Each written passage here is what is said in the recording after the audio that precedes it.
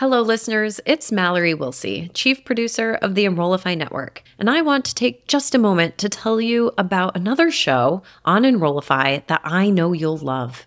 Mastering the Next is a cutting-edge podcast exploring the future of graduate, online, and non-traditional education through the lens of technology and artificial intelligence. Staying competitive in the world of graduate student recruitment and enrollment means keeping up with the ever-evolving tech trends in higher ed. Join Dr. Ray Lutsky, VP of Strategic Partnerships at Element 451, as he explores what's next at the dynamic intersection of student recruitment and leading-edge technology. Each episode will explore future trends and the technologies shaping the academic landscape of the 21st century. Listeners will be equipped with strategies to meet the evolving needs of today's online and non-traditional learners. New episodes drop every other Friday, and you can subscribe to the show by visiting podcast.enrollify.org or just search Mastering the Next wherever you get your podcasts. Hit it! That's what I'm talking about. Wait! Okay, now, from the beginning. Hit it, boys.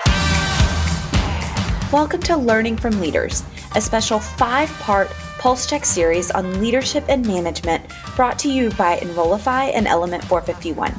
I'm Dr. Carrie Phillips, Chief Communications and Marketing Officer at UA Little Rock. My goal is to help aspiring leaders step into their next role with confidence. So, over the next 5 weeks, you'll hear candid conversations with successful higher education leaders who share their personal journeys, lessons learned, and practical advice on a variety of topics, ranging from managing teams and overseeing budgets to setting vision and building campus collaboration. Now, let's jump into today's episode.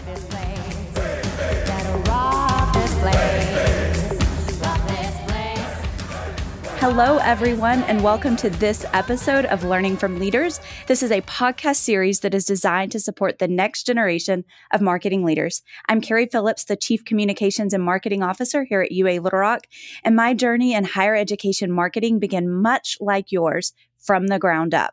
It was wisdom, guidance, and support from incredible leaders and mentors that helped me gain the essential skills for leadership success. And now it's my turn to pay it forward. And our focus of today's conversation, we're talking about how to create collaboration across your campus. And joining me is Elias Martinez from Texas State. He is a leader that understands the importance of collaboration in higher ed marketing. And so welcome and thank you so much for helping us kick off this conversation. Hey, Carrie. Good morning. Good to chat with you finally.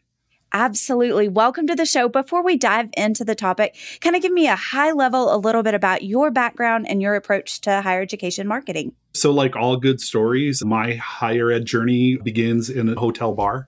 I ended up coming to higher ed really as sort of a shift in perspective in my career. It was 2014. I'm in Boston. I'm working on the consulting side. We had just done a big project for Cheerios in an all-day work session, and we're down in the bar with clients, and we're entertaining them, and there were many drinks shared. They really like to kind of cut loose on the road. And meanwhile, in the midst of all that, back in Minneapolis, where we were living at the time, my wife is home with our 2 kids, and it's a blizzard. It's like a snowstorm outside. They've all got the stomach flu. Everybody's sick. And, I come home from this sort of like whirlwind trip where I was in 3 different cities across like 3 weeks. And we had really kind of a heart-to-heart conversation about like what we wanted our family to be like and what we wanted to really kind of give our kids. And on the consulting side, things were going really well for me. I was offered a partnership in the agency. We're doing really great work. And there's this saying, right? Like that your values are only your values if you're willing to sacrifice for them. So we decided that we were going to really prioritize our family and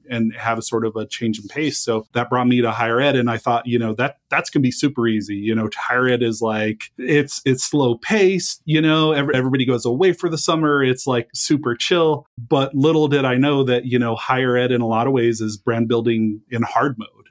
I really do believe that. So that brought me to Colorado State, where we did some really great work and really transformed that brand. And then in April of 2020, right at the onset of COVID, that brought me to Texas State. And I think that we've done some really remarkable work here just through the power of the team and then really kind of a shift in perspective. We believe here that the sort of traditional, the traditional linear marketing funnel of like, awareness, consideration, conversion. We believe that that's changed now. And digital has really been the driver of that. And Gen Z and how they view identity as fluid and how they view information as fluid. So we think it's much more about like exploration, community, inspiration, and we try to really kind of lean into those principles. And for us, the way that we kind of drive that is through this idea of brand distinction, which is a brand that really stands apart on its own. While differentiation is important, it's not kind of the basis of what we do. Differentiation is all about features and benefits, right? So we're not really talking about, the tree-lined campus and the award-winning faculty and the beautiful facilities and all that sort, because we all have that, right? We're really kind of focused on what is the core ethos and essence of Texas State, what are our values, what makes us really kind of different in the market. And I think we've enjoyed some really good success with that. So I think, that's where I come from, and this is how I approach the work today. So yeah, it's been a lot of fun. Thank you for sharing. And I loved the idea of what you said about, this distinction piece and kind of that ethos of discovery can be very fluid across students and across groups. And I envision that has to involve some campus collaboration to really make sure that works. So let's kind of unpack that a little bit. When we talk about collaboration on campus, it's more than just working well with another office. It's really about synergy between departments, leveraging kind of diverse skills. What in your mind are the key areas for collaboration in higher ed marketing?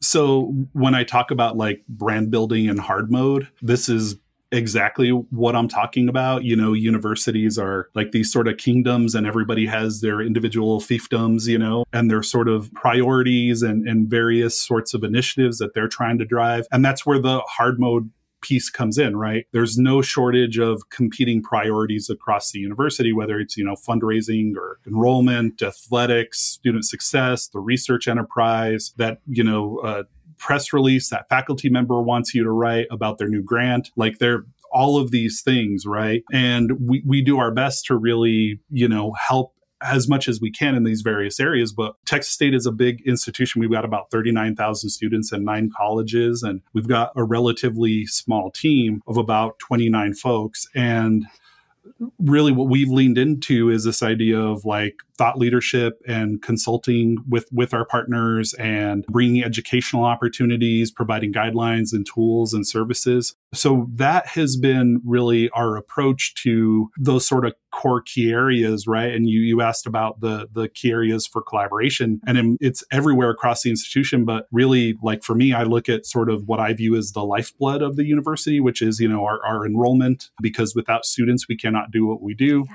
Our fundraising outcomes, because, college is, we need to make college attainable and affordable. And one of the key ways that we do that is through philanthropy. The student success piece, because we want to retain our students. We want our students to graduate and get that degree. We're a 47% first gen university. So we really take that mission to heart. And engagement. So how do we get, the community, our alumni, everyone kind of engaged and pulling in the same direction as the institution? So I kind of look at those as the key areas. How about y'all in Arkansas Little Rock? We're very much the same. It's got to be about dollars, student success, and then, having students come in the door as well. And that makes me wonder too, I have experienced at several institutions this idea of a shift from being this service agency focus to being a real strategic collaborative partner. And it sounds like that shift has happened at Texas State in the work that you're leading. How did you navigate that transition? Because for new leaders, I imagine that's got to be really tough to have those conversations. I think it's something that we're constantly battling.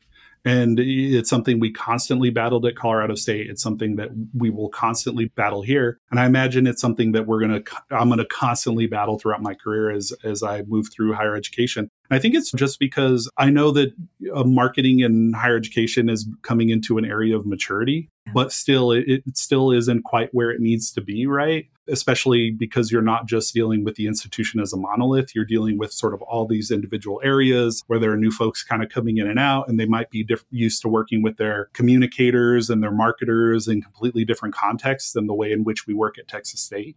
So, yeah, for me, it really starts with the kinds of conversations that you want to have, that you're willing to have, right? So for me, I don't want to have conversations about marketing tactics. I want to have conversations about our shared objectives. I want to have conversations about how what you're trying to do fits underneath the umbrella of the brand and how we can bring both of those things to light together. I don't want to have aesthetic conversations with you. I really want to have strategic conversations because it's I think the way collaboration works is really about kind of owning your expertise and respecting the expertise on the other side of the table or across from you. And whether it's like we're going to grow enrollment on our Round Rock campus, or we're going to grow graduate programs, or we're going to position the institution with international students in a completely new way, we need to have those much more strategic conversations and less conversations about like tactical execution. So it really is a sort of culmination of like taking the brand, bringing it together with our partners' objectives, and then kind of also being one of the adults in the room and owning your expertise and being confident and assertive in that, I guess. Because I think that a lot of higher ed marketing teams can be a little bit beleaguered and a little bit, I have a lot of creatives, and I think creatives sometimes are always seeking approval. So they're not as willing to kind of say like, no, this is what I believe and this is what it is. How about y'all? How are you guys doing that? Very similar. And as I think about it, I think a big piece, and you hit it very well there, is that confidence and giving your teams the autonomy to kind of own that space and own the work that they're doing and to be trusted. But I think that takes time. That's a culture shift at a lot of institutions. And I'm curious how you would counsel new leaders who are maybe coming in to that leadership role, to a fresh CMO role for the first time. How do you coach that in your teams and train your teams to kind of own themselves and their expertise? I think it really starts with knowing who you are and how you perceive yourself, right? Because ultimately, reshaping anything, whether it's the perception of your department or the perception of the institution or just the world itself, starts with the story that you tell yourself. So, when I came to Colorado State, we had a very talented team, but it was a more service-oriented group. We were a fee-for-service group. So there was kind of like the client is always right kind of perspective. Yeah. And, the client is right? But there are various definitions of right. And the way that we get to right could be more effective in a completely different way. So we had to kind of build and ingrain that idea that service is not strictly taking a deliverable and giving it to somebody. Like service is leadership and bringing your thinking and your creativity and your strategic brain to all of these projects and not just kind of tactically turning things over. And then, Texas State, equally talented team. The team was very, very respected and well regarded here on campus. But I think the piece that was missing that you said, we're not fee for service here. We're centrally funded. And it's funny how like the approach changes, depends on how kind of the money works. That's another piece of advice I'd give to young leaders, is learn how the money works. But, for us here, it was like about having some autonomy and some authority and really feeling like we own the brand collectively and we are responsible for driving the brand and being able to have more of those, again, thought leader type conversations and relationships with our clients, and continuing to believe this idea that, service is not just taking an order and delivering something. It's not like service in a restaurant. It's service through leadership. It's service through bringing your unique perspective and your unique expertise to the table and enriching sort of the workflow on campus with that perspective. Hey, it's Mallory. Exciting news. I'm hosting the Engage Summit in Raleigh on June 25th and 26th, and I'd love to meet you there. Together, we'll dive into the mind of the modern student, what fires them up, how they interact, and what they expect in today's digital age, and how tools like AI help put them in the driver's seat of their education. We have some terrific speakers, including our closing keynote, New York Times bestselling author Jeff Selingo. Sessions will dig into practical ideas and innovative strategies to get your team more student-centered and ready to adopt AI. And many of your favorite Enrollify hosts are presenting too, like Jamie Hunt, Jenny Lee Fowler, and Brian Gross. Use the discount code Enrollify50 for an extra $50 off your registration. Learn more and register at engage.element451.com. We can't wait to see you there.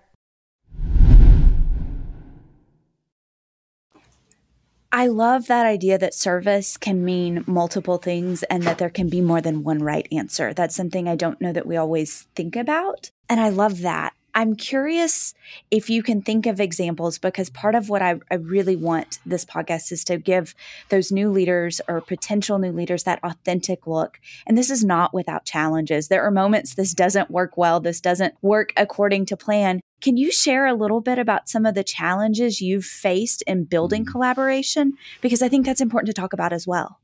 So I think that, again, it comes down to that idea of like competing priorities and kind of how everyone comes together. For instance, one example that I think is really kind of one of those sort of stories about how you kind of took someone maybe who was skeptical and really embraced them and brought them into the tent and built a true partnership. When I was at CSU, and I think pretty much every central higher ed marketer kind of has maybe similar stories when it comes to working with athletics. You know, athletics is sort of its own monolith within the university. Yeah.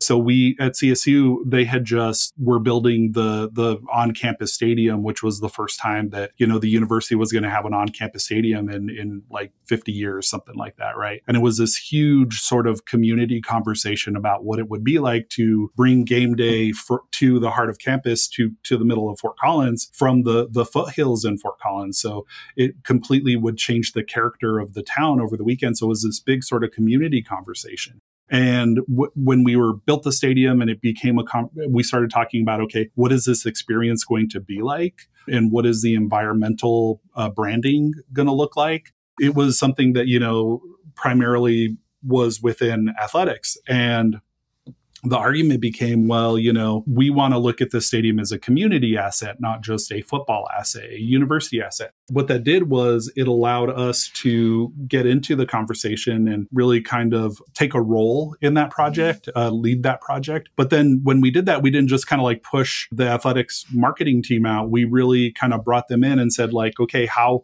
do we divide responsibilities here? Because it's a big project. I think that sort of clarity of roles is really important in collaboration as well. So, you know, maybe you guys take the locker rooms and the weight rooms and sort of the more athletic area, and we'll take more of the community facing pieces. Yeah. So like the concourses and the premium box seatings, but then these can't feel like disparate experiences. They have to be connected. So like, what does it look like when your athletics sort of marketing team, your creative team comes and works in-house with our team and they're embedded for 2 or 3 weeks? And that really kind of opened this idea for us as the central team, because we have the biggest mass of marketing and communication talent in-house. And sometimes, you know, the marketers and communicators in the colleges can be very siloed because there are, you know, maybe 1 or 2 of them within these areas. So this sort of embedding model of you know, come hang out with us for 2 or 3 weeks and be around people that are like-minded and be around people that you can bounce ideas off of and really work with. So it became this really great sort of experience around, we didn't know how we were going to approach it. Yeah. We just knew that it had to be about more than football or more than sports per se. And I think it opened up a new door of collaboration with our athletic department that I think still exists to this day. They work really well with the central team. And I think it was about kind of bridging and earning that trust by working very deeply together on this project that had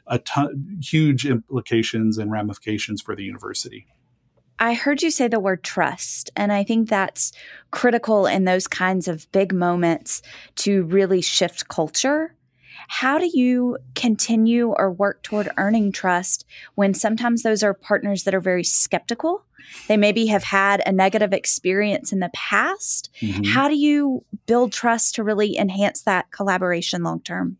It's funny because I'm actually going to give sort of a talk about trust coming up soon. So I've been really kind of looking at trust, not just within higher ed, but like trust for us in America as a society, right? Okay. And I have this belief that trust is going to be the most valuable commodity or asset of the 21st century as we look at things like AI and people's distrust of institutions and government and church and education and even their neighbors. Like, people don't trust their neighbors anymore. So trust is this really sort of valuable thing, and nothing can happen with each other without trust, right? I think with that sort of cognitive dissonance and polarization, it becomes hard to move people from their sort of embedded position over to a place of trust. And what I try to do is really, at least when I'm starting, I try to find the people that come from a trust-based place to begin with, right? And I really kind of focus on those relationships and those sort of initiatives. I've always had really great relationships with enrollment at the places that I've been. So starting, to build the brand from an enrollment perspective and then build it outward has been a successful strategy for me. And you have some wins with those partners on campus that start from a trust-based perspective. And then you sort of tell that story broadly and you share that story. There's Aristotle's arguments, right, of pathos, logos, and ethos. That sort of ethos piece of it, of having credibility and having sort of a reputation on campus, that even lends itself to some of the things that we do with like AMA and UCDA and some of these industry groups. It's not about like an ego stroke with the award. It's about being able to have everybody on campus go look at us and go like, hey, we have the best higher ed marketing team in the country, at least for 2022, right? So it's that sort of credibility of the industry looking at you and saying the work that you're doing is really great. It's about having really strategic conversations with people. It's about having wins with your partners that are going to start from a place of trust and that you can work really well with, and then being able to tell those stories more broadly. That's kind of how I look at a way of like winning trust and bringing over the sort of skeptics, right? Yeah. You got to focus on the lovers, not the haters, and then really kind of let that reputation grow. I love that.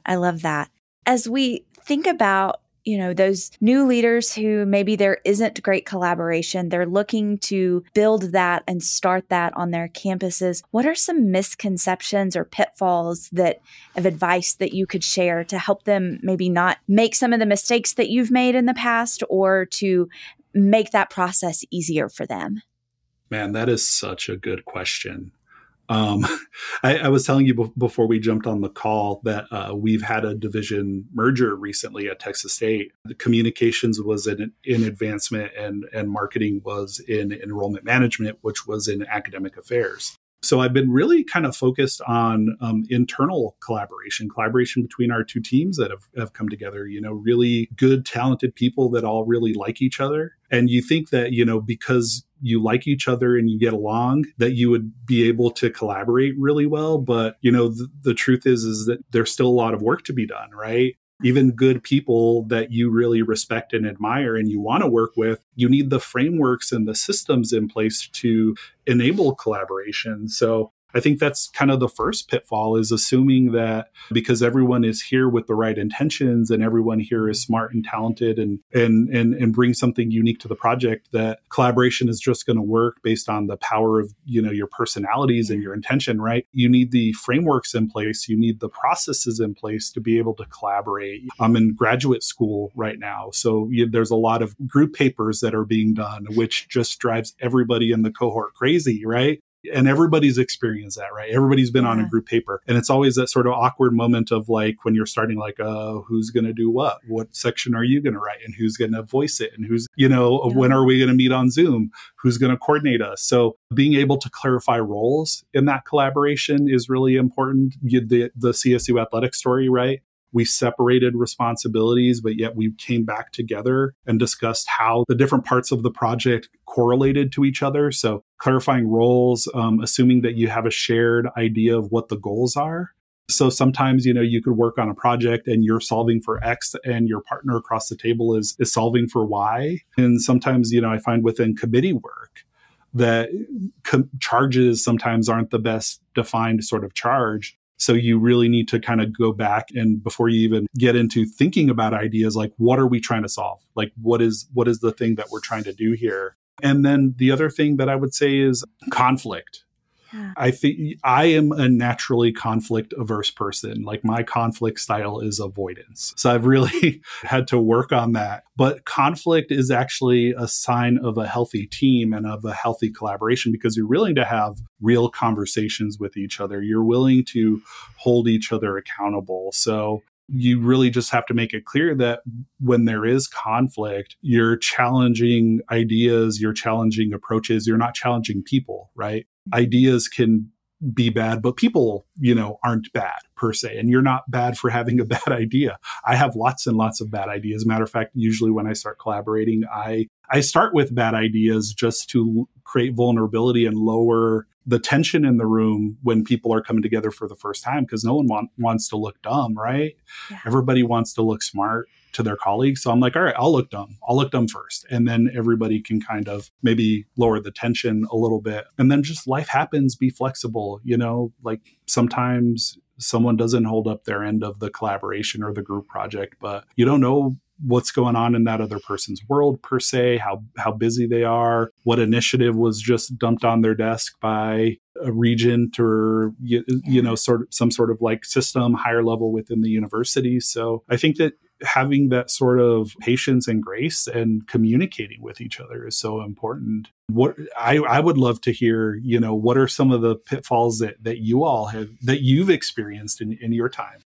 I think I go back to something that a mentor used to tell me, and it makes me so frustrated when I hear it in the moment, but it's this idea of honor the struggle and just let that struggle of, that creative abrasion that's happening, sit with that for a little bit, because usually that means something good is going to come out on the other side of that. But as somebody that I like to be a fixer and I want to solve all the things and solve them all right now, I have to really remind myself to just stop, be patient, and honor the struggle for two reasons. One, better ideas always come out of it. But two, I'm not doing a good job as a leader if I'm not empowering my teams to sit with that struggle. If I just swoop in all the time and try to fix things, then I'm not being a good leader and setting them up to learn and be successful on their own. So that's probably the biggest piece of advice that I say. And I say that to myself too, because I still need to work on it. Yeah. Just to piggyback off of that, I also kind of am a fixer, and I've been talking with a mentor recently too, and she's been saying, are you coaching or are you directing?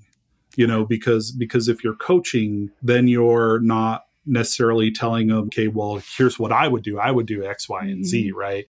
Coaching is more about asking questions. Coaching is more about inquiry and helping the person to arrive to the answer on their own. And that's an important part of collaboration too, right? Not just walking in and being like the Kool-Aid man and saying, boom, I've got the answer, and that's my natural tendency, right? To be like, all right, here's what we're going to do. And it doesn't bring people to the table. I've really struggled with that. So being more contemplative, having more questions, trying to ask the right questions that bring everyone to the same sort of place is really challenging. And that idea of coaching, I think, is important for teams and important for working as part of teams and collaboration across departments. Absolutely. It's, I think, a good takeaway and lesson there for those new and up and coming leaders is that it takes time. It's something that you're always going to have to be working at. And I want to thank you for your time today. Before we wrap up, any final thoughts or advice that you want to share to our aspiring leaders who are listening? Yeah, I think the leadership thing is so interesting, right? I did not think of myself as a leader for the longest time in my career. I thought of myself as an individual contributor. I think one thing that we have in common is we both come at this from a creative perspective. So, as creative, sometimes you're just kind of focused head down in the work. You're not really kind of working across, groups of people. You're not leading people to outcomes. But leadership is something that I've experienced is something that's earned. It's not sort of given or endowed on somebody, When I was at Zeus Jones, they intentionally had a flat hierarchy. So they had the partners and everybody else was the same. So, which was great because for a younger team member, they had this philosophy of, we're giving people floors, not ceilings. So if you're young, we don't want you to feel like you have less of a voice than somebody who's a partner or a mid-level or whatever that is, right? But what that created was a lot of confusion around who's going to do what and assigning of roles and somebody kind of stepping up and saying, all right, let's get together. And it created a lot of confusion and just kind of dissonance. And I was like, well, it's really hurting my projects and my teams that I'm working on. So I'm just going to do it. Nobody told me to, I just did it. And that really kind of showed me, I think, my purpose and my place as a person, because when it came to helping teams succeed, that's when I felt really kind of lit up inside, even more so than doing the creative piece of it. So I would tell, young leaders, leadership is earned. If you want to be a leader, if you're aspiring to be a leader, be a leader. Don't wait for someone to tell you like, all right, you're a director now, or all right, you're a CMO. And maybe the place that you're at won't be the place where you kind of ascend to that position due to structure. Upward mobility in higher ed is a really hard thing just due to the nature of, within publics. I don't know about privates, but it's, upward mobility is hard. So I would say to them, like, it may not serve you now in this role that you're at, but people are going to recognize it. People are going to notice it. And you're building those skills and those competencies to lead, to ultimately take you where it is that you want to go. So don't wait, be a leader. Try to take it easy on each other. Working at a university is hard and the bureaucracy is hard. So aspire not to be part of the problem, aspire to be part of the solution. And then just, keep it real. Executive presence is something that I think is an evolving definition. And maybe there was a previous idea of what executive presence was. And I think that's an evolving sort of thing. And I maybe am someone that does not have great executive presence, but I want to approach my job as like I'm bringing my authentic self to the job. So I would say, even though you might not fit the traditional executive mold, like just be you. It'll catch up with you if you're that leader and that person. So that would be my advice, and just go out there and do it, make it happen. Great advice. Thank you so much for joining us. And to our listeners, thank you as well for being part of Lessons from Leaders. Remember that the path to leadership is a journey that involves learning, adaptation, and of course, collaboration. We hope that today's episode inspires you to keep building bridges and create impactful collaborations within your institutions. Until next time, keep learning and leading.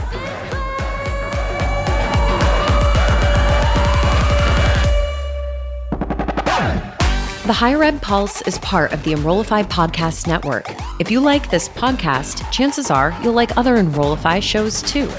Our podcast network is growing by the month, and we've got a plethora of marketing, enrollment, and higher ed technology shows that are jam-packed with stories, ideas, and frameworks, all designed to empower you to be a better higher ed professional. Our show helps higher ed marketers and admission pros find their next big idea and features a selection of the industry's best as your hosts. Learn from Brian Gross, Eddie Francis, Jenny Lee Fowler, and so many of your favorite leaders in higher ed. Enrollify is made possible by Element 451, the next generation AI student engagement platform, helping institutions create meaningful and personalized interactions with students. Learn more at element451.com.